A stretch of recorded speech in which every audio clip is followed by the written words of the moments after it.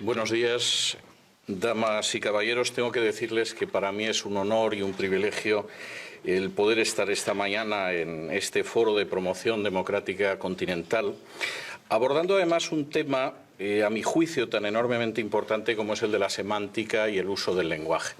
Obviamente, en 15 minutos esto va a ser un vuelo de pájaro, y un vuelo de pájaro muy rápido.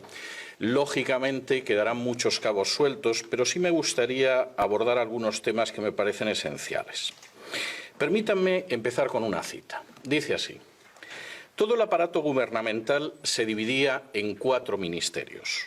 El Ministerio de la Verdad, que se ocupaba de las noticias, los espectáculos, la educación y las artes.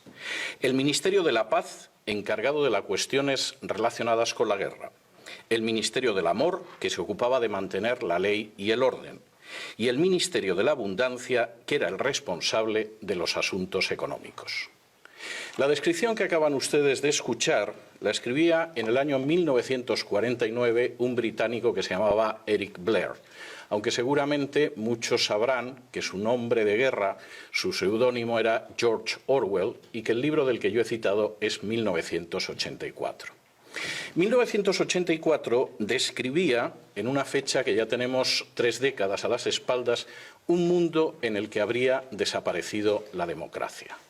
Y de manera, por cierto, bastante lúcida, me atrevería a decir que brillante, ese mundo en el que habría desaparecido la democracia sería un mundo en el que los únicos regímenes que habría serían precisamente dictaduras socialistas.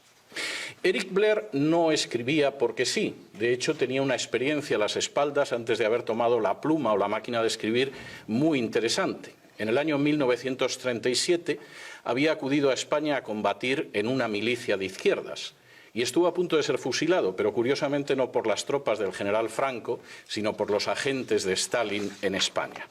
Y desde luego había aprendido mucho de esa experiencia. No solamente eso, Eric Blair además describía como la gran amenaza para la democracia que todavía existía en 1949, la creación de sistemas socialistas que tendrían fundamentalmente 3 características. El primero, la escasez. La segunda, el gobierno ejercido mediante una oligarquía que sería imposible de desplazar del poder. Y la tercera, la manipulación del lenguaje. La manipulación del lenguaje iba a ser tan importante que sobre todo iría hacia los sentimientos y que además se serviría de poderosos aparatos mediáticos.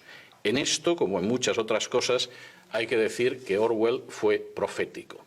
No solamente fue profético, yo tendría que decir que si en estos momentos existe una amenaza en Hispanoamérica para la persistencia de las democracias, es precisamente la de regímenes de ese tipo. Regímenes de carácter socialista, en los que abunda la escasez económica, en la que el gobierno está formado por una oligarquía que no tiene la menor intención de verse desplazada del poder y en el que se utiliza una forma de lenguaje, el double talk que decía Orwell, ese lenguaje doble, que únicamente es la mentira. De manera bastante reveladora, y creo que esto es para reflexionarlo continuamente, el socialismo totalitario no desapareció en 1991 con el colapso de la Unión Soviética. Todo lo contrario, ha mutado. Y esa mutación, además, está siendo especialmente peligrosa, y me alegro de que se mencionara el Foro de Sao Paulo, porque este es uno de los aspectos que a veces se pasa por alto, pero es enormemente relevante. Ha mutado con visos de extenderse, sobre todo en países que sociológicamente son católicos, y esto por una serie de razones. De manera bien reveladora, la base de esa expansión, la base de esa amenaza para la democracia, amenaza real, insisto, y en proceso de crecimiento, aguanta sobre 3 manipulaciones del lenguaje. Y son 3 manipulaciones del lenguaje absolutamente orwellianas. La primera, la guerra es la paz. Esa es una antigua historia, una antigua propaganda que viene de la Unión Soviética. El pacifismo era absolutamente soviético, aunque invadieran Hungría en 1956 o Checoslovaquia en 1967, y el pacifismo era una gran arma, sobre todo si no era pacifismo real, sino un pacifismo que sirviera para desarmar a las democracias. Estos nuevos socialismos que son nada más que mutaciones del antiguo socialismo, no solo pretenden ser pacifistas, sino enfrentarse con los enemigos de la paz, que por definición son Estados Unidos y sus democracias aliadas. La paz se enfrenta con la guerra de acuerdo con esa manipulación del lenguaje. Y eso es algo que se puede contemplar en cualquiera de estos regímenes y, curiosamente, además mostrando que nunca se ha podido utilizar la mentira de una manera más desvergonzada. En Cuba, el ejército sigue teniendo un papel fundamental que no tiene en ninguna democracia. Es más, es columna vertebral de la perpetuación de la dictadura de los hermanos Castro. En Venezuela, el ejército es absolutamente esencial para mantener el régimen chavista. En Nicaragua, el poder sigue siendo ejercido con la alianza de unas fuerzas armadas absolutamente politizadas y que no sirven a los ciudadanos sino a una oligarquía de izquierdas. Y por si esto fuera poco y quedara alguna duda de que efectivamente la guerra es la paz, de acuerdo con esta mentira orwelliana, incluso se traban alianzas internacionales con regímenes que nada tienen que ver con la realidad de Hispanoamérica, como es el régimen de los ayatolás en Irán. Y añadan ustedes a esa ausencia de paz de los que pretenden predicar la paz contra el belicista Estados Unidos, la violencia oficiosa que va de los piqueteros argentinos a las manifestaciones de repudio cubanas o las milicias chavistas, por citar solo algunos de los ejemplos. Es más, sin el uso sistemático de distintas formas de violencia, sin el control de las Fuerzas Armadas y sin la coacción de los más variados tipos, ninguna de estas dictaduras pacifistas se podría mantener 24 horas en el poder. Segunda mentira, la miseria es la justicia de los pobres. El fracaso del sistema socialista es algo, en términos históricos y objetivos, absolutamente innegable e irrefutable. Solamente las cifras que se publicaron en lo que todavía era la Unión Soviética, en la época de Gorbachov y la perestroika, mostraba que la nación tenía un sistema con unas perspectivas absolutamente miserables para ancianos, enfermos o disminuidos físicos o psíquicos. Es más, la supuesta legitimación del Gulag, si es que se puede legitimar el exterminio y encarcelamiento y esclavización de decenas de millones de seres humanos, no existía. Y eso sucedía en una nación que tenía ingentes materias primas, posiblemente el país más rico del globo en materias primas, un sistema educativo de elevadísimo nivel y cuadros disciplinados y preparados. Asuman ese mismo sistema en naciones como Cuba, Bolivia, Venezuela, Ecuador, Nicaragua o Argentina, que ni tiene esa riqueza, ni esos cuadros, ni ese sistema educativo, y a nadie le sorprenderá la miseria. Pero el recurso a la mentira resulta obligado para disfrazar la miseria y la mala gestión de justicia para los pobres. Los ejemplos son muchos, no me puedo detener en todos ellos, pero, por ejemplo, es la insistencia en culpar de todos los males económicos de las naciones de Hispanoamérica al régimen capitalista, cuando es muy dudable que en la mayor parte de Hispanoamérica, con las excepciones y los matices que ustedes quieran, haya habido jamás un régimen capitalista. Si por régimen capitalista entendemos el libre mercado, la libre competencia y la justicia independiente. Me permitirán que les diga que, en mi opinión, en Hispanoamérica, en términos generales, lo único que ha habido siempre es una continuación del sistema hispánico de riqueza. Es decir, la riqueza no viene de la libre competencia, del talento o de la independencia judicial, sino que viene de la cercanía con el poder político. Y eso quizá explica por qué no ha aparecido ningún Steve Jobs o ningún Bill Gates al sur del Río Grande. Porque en realidad todos sabemos que hasta esas dictaduras socialistas están creando sus propias oligarquías y que los nuevos millonarios, por ejemplo en Venezuela, no es gente de especial talento o con especial capacidad para crear riqueza, sino gente más cerca del calorcito que da el poder. No es de lo mejor que evidentemente trajimos o trajeron los españoles a América. Y ciertamente el mensaje es claro.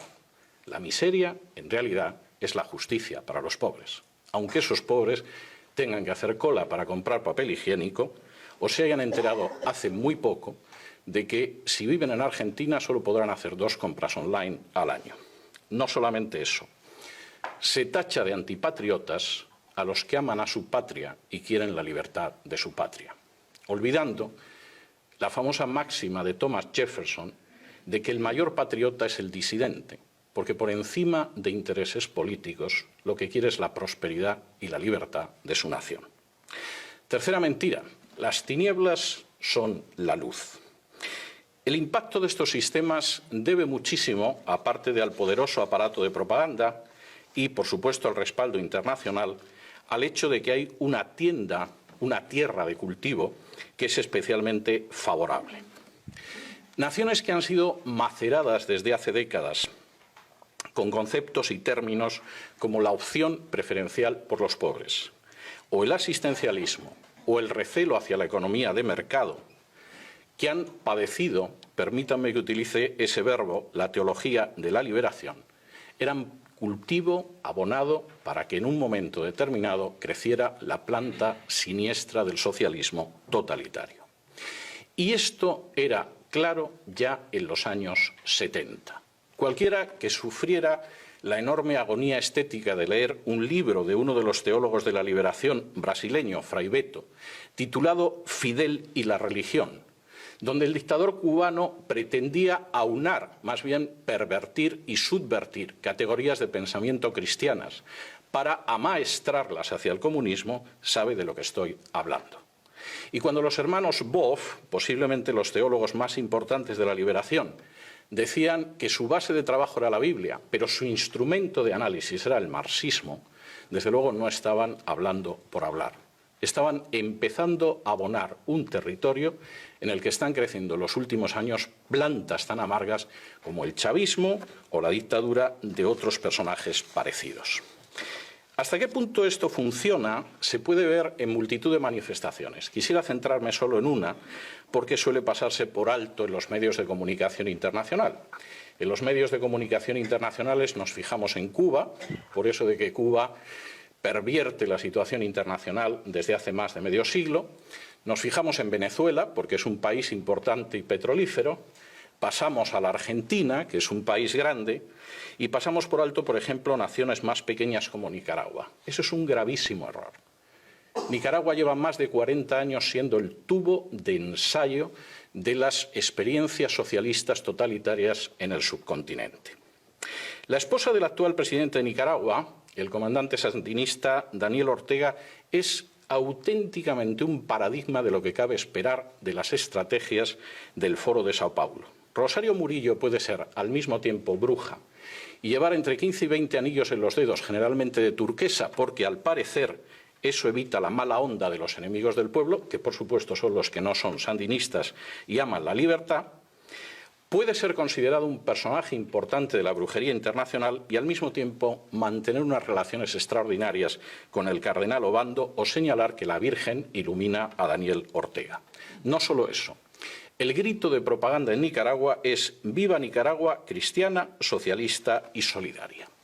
Y presentando al cardenal Obando, antiguo disidente y yo diría que enemigo valiente del régimen sandinista, Rosario Murillo decía lo siguiente: «Te tenemos aquí para invocar al Altísimo, al Todopoderoso, al Gran Espíritu, al Supremo Hacedor, a la fuerza que nos mueve desde la vida hacia la vida, con nosotros en esta Plaza de la Fe San Juan Pablo II, su eminencia reverendísima Cardenal Miguel Obando y Bravo». Para añadir a continuación, puro Foro de Sao Paulo: «Cardenal Miguel, eres esa luz de esperanza y fe, viva el cardenal, nuestro amigo fiel». Y por supuesto en Nicaragua la revolución se llama la Revolución del Amor. Rosario Murillo dice que empuñan las armas del amor y, por si fuera poco, para terminarlo de arreglar, es habitual en los medios de comunicación que veamos al comandante yendo a misa. Parece que eso no está influyendo mucho en sus hábitos políticos. Que todo esto se parezca algo a lo contenido en las páginas de la Biblia es dudoso, pero que resulta efectivo políticamente esa perversión del lenguaje es absolutamente imposible de negar. Quizá, a fin de cuentas, como escribía Pablo de Tarso, a Satanás no le cuesta mucho convertirse en ángel de luz. Quizá, y concluyo, esta tarea, la tarea de mostrar la falsedad del lenguaje, la utilización de la mentira, la perversión de valores queridos para millones de personas vaya a ser la tarea más relevante de nuestro tiempo. Porque implica identificar primero y denunciar y combatir después cómo detrás de los cacareos en favor de la paz se plantan las semillas de la violencia y de la sangre. Cómo detrás de las proclamas de justicia para los parias de la tierra se agazapa un futuro de escasez, de pobreza y de miseria.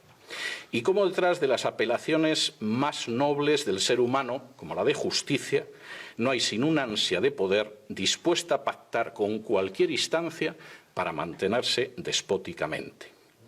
Habría quizá que ir desgranando la realidad para descubrir, como dice un refrán de mi tierra natal, que muchas veces detrás de la cruz quien se agazapa es el diablo.